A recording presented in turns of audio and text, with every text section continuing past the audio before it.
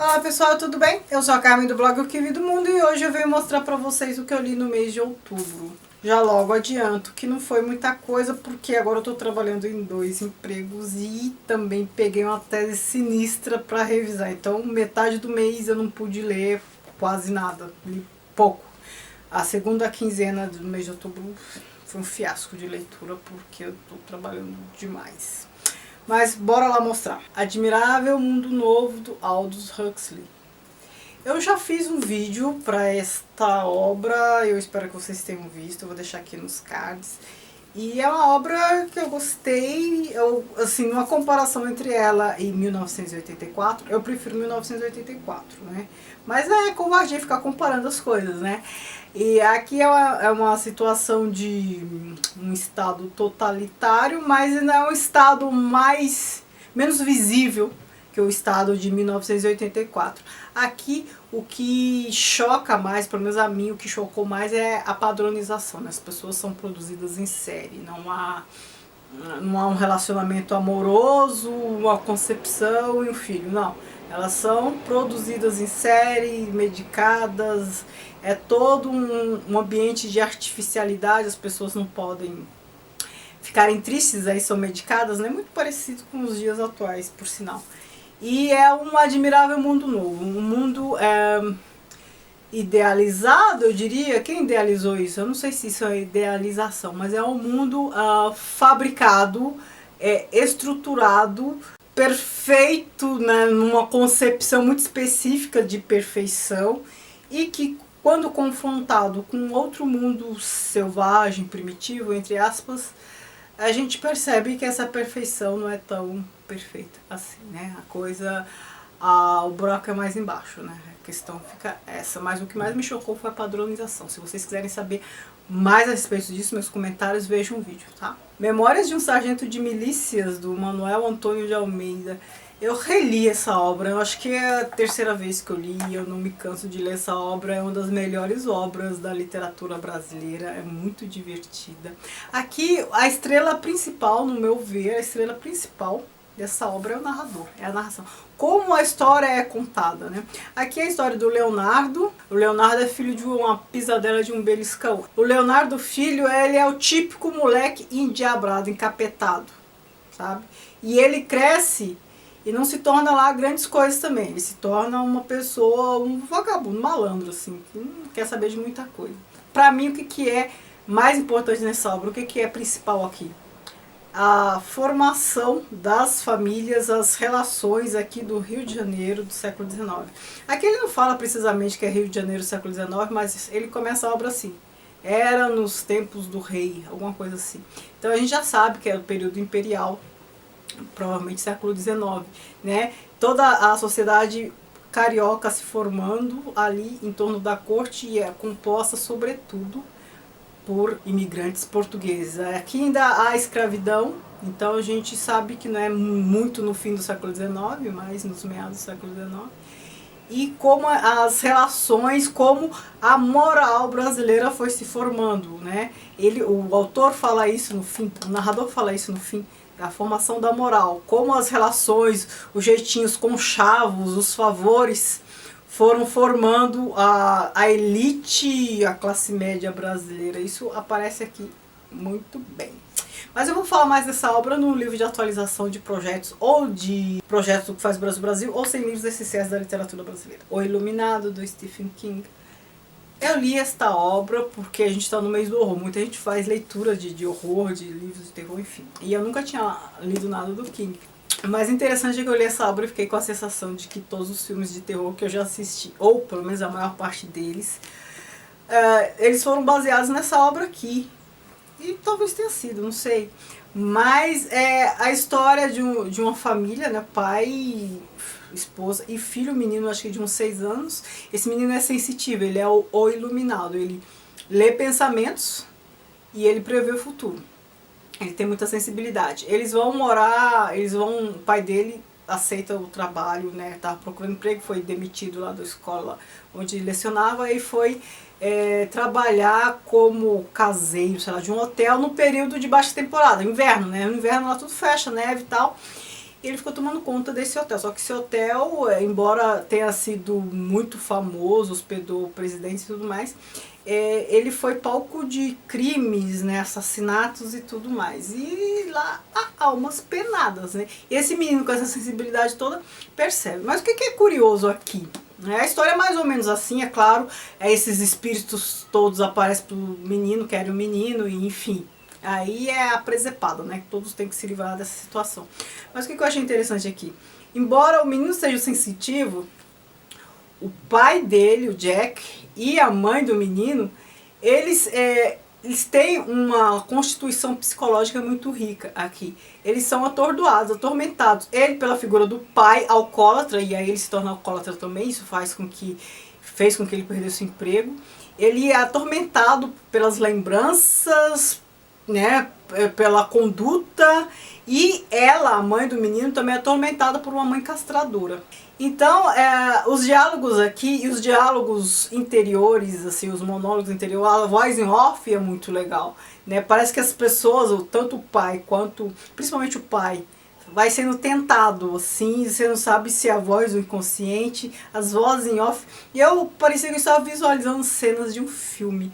Eu acho que muitos filmes que eu assisti foram baseados nessa obra aqui. Mas eu gostei, é uma narrativa muito fluida, né? É que o gênero terror não é o meu favorito, né? Mas para quem gosta do gênero, essa é uma excelente obra. Finalmente terminei de ler Guerra e Paz, do Tolstói. Eu comecei a ler esse livro em janeiro. Foi um dos itens do desafio Livrada e eu fui lendo uns pouquinhos, né? Essa é a minha edição de 4 volumes e nesse mês eu terminei de ler o quarto. Aliás, está escrito para baixo, é assim. Terminei de ler o quarto. E assim, o que dizer dessa obra? Excelente, mas eu não vou fazer um vídeo sobre essa obra pelo mesmo motivo que eu nunca fiz um vídeo sobre Os Miseráveis, porque eu acho impossível falar de uma obra tão grandiosa, com várias etapas, assim, períodos cronológicos, né, que avança cronologicamente, e os personagens vão se entrelaçando, descendentes. Eu acho impossível fazer um bom vídeo sobre essa obra, não vou nem falar resenha, um bom vídeo sobre essa obra sem dar spoiler. A mesma situação se passa com Os Miseráveis. O que eu acho legal aqui nessa obra é que também, assim como Os Miseráveis, é um romance histórico. Um romance histórico é diferente de um romance de época. Não é só porque se passou num período longínquo, não. É um romance histórico, tem fatos históricos. E tanto o Tolstói quanto o Victor Hugo, eles tinham a função de contar os fatos históricos. Por isso que esses romances são longos, então é uma função um pouco pedagógica também, de contar como se passou. Nos Miseráveis, quem leu vai se lembrar que eu acho que tem umas 50 páginas só para contar a Batalha de Waterloo. Então quem quer só romance se aborrece com essas passagens. E aqui tem muitas passagens também de detalhes, de guerra, que você fica, pra que tanto? Né? São passagens que aborrecem a nós. Mas como o viés aqui é outro, nesses dois casos, de uma função pedagógica de contar a história para o povo, tem um viés até um pouco nacionalista, então a gente tem que dar um desconto por conta disso, tinha uma função a mais, não é só entretenimento. E aqui, o que é muito legal é que nessas passagens históricas, principalmente no final, o narrador, ele é quase um historiador, ele faz historiografia. Ele contrapõe e fala de outros historiadores, como narrar o fato, ele vai costurando, fazendo um trabalho historiográfico mesmo. Aí perde totalmente esse viés de romance e tal. Isso eu tô falando é mais no epílogo. No epílogo tem passagens do romance mesmo, personagens tal, que se entrelaçam. E depois tem essa parte que o narrador conta toda a questão da guerra, aquela finalização ali do Napoleão ter perdido, né? Aqui eu acho que todo mundo conhece mais ou menos a história. Aqui trata da invasão de Napoleão à Rússia de 1805, acho que é 1812, quando ele perdeu a guerra. E aí são várias batalhas, vários dos personagens aqui vão para a guerra, alguns morrem, outros não, e os personagens vão se envolvendo um com o outro com um, e a coisa vai progredindo. Então assim, o livro é dividido entre esses romances, esses relacionamentos, todos os personagens e detalhes sobre a guerra da França com a Rússia. E no fim ele tem esse fechamento que é bem historiográfico, que é bem legal. Agora eu vou falar de 3 livros de não ficção. Eu li não ficção. Veja só que no mês eu li autores de peso de não ficção. Terminei Nietzsche, Além do Bem e do Mal. Reli Energia Psíquica, do Jung. Reli Mal-Estar da Civilização, do Freud. Energia Psíquica é um livro fácil de ler, mas não tão fácil quanto Freud. Ler Freud é tranquilíssimo. Estou falando isso não apenas por esse livro, não foi a única obra do Freud que eu já li outras coisas. E a narrativa dele é tranquila. Você não precisa entender nada de psicanálise para ler e entender o que ele fala.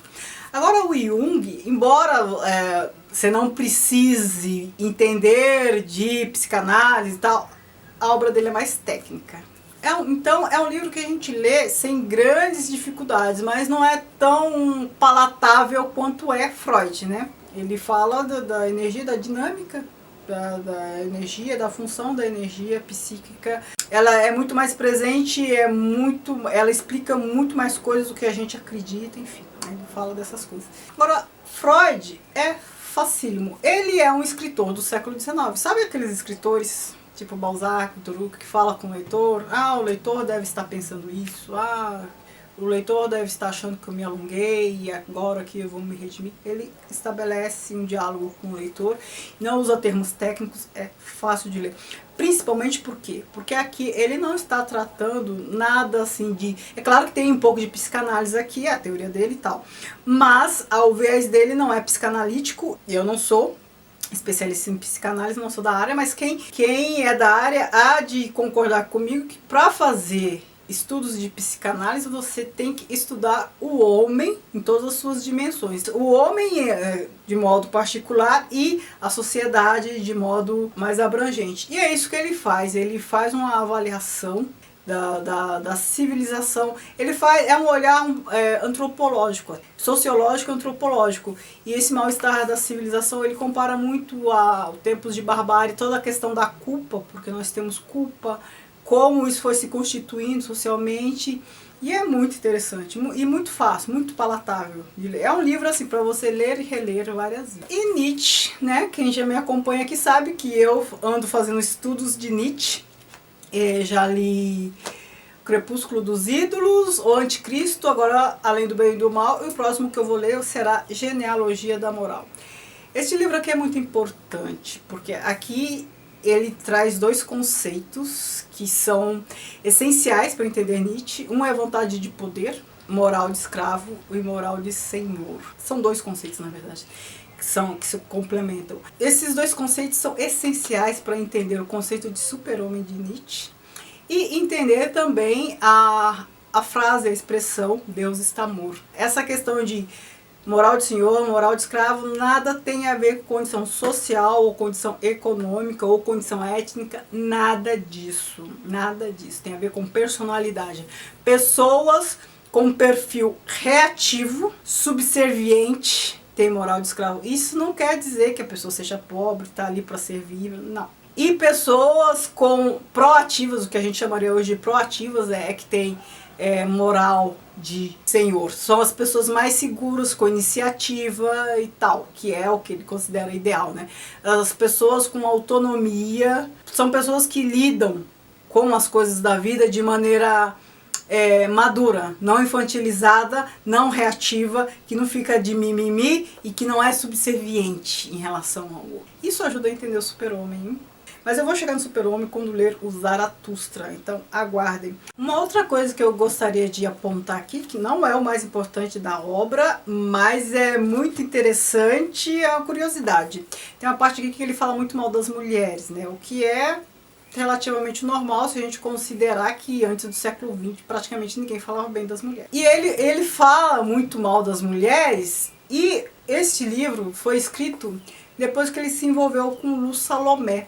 E a Lu Salomé, ela era uma mulher muito interessante, totalmente oposto de tudo que ele fala aqui de mal.